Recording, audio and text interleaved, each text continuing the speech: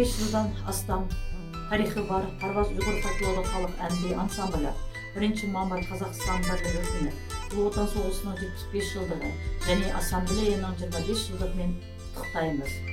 Аспанымыз ашық, заманымыз тыныш болсын. Біз біргеміз, біз үйгеміз.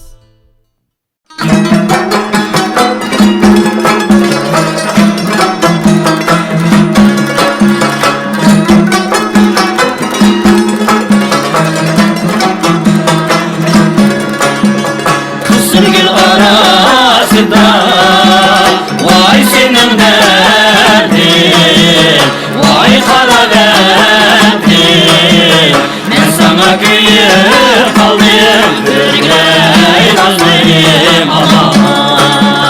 Ben sana kıyıp kaldım, ürgey nazlıyım aman. Elde etmesem olmaz, vay senin derdin, vay benim derdim. Boyunu kırıp kaldım, ürgey nazlıyım aman. Boyunu kırıp kaldım, ürgey nazlıyım aman.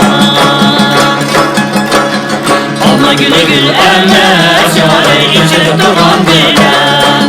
Alma gülü gül emez, yâre içip duran bilen.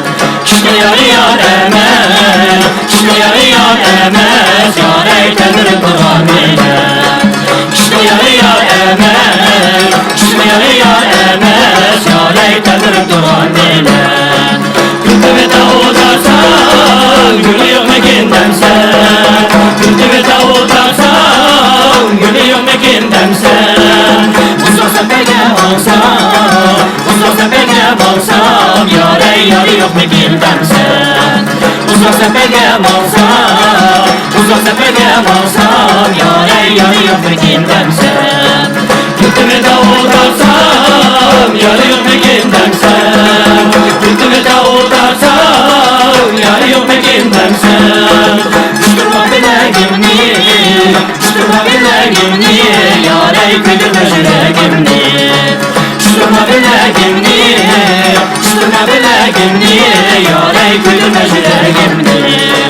Küçülüğün bağlıyım, küçülüğün bağlıyım, yâre yardım edemem bağlıyım.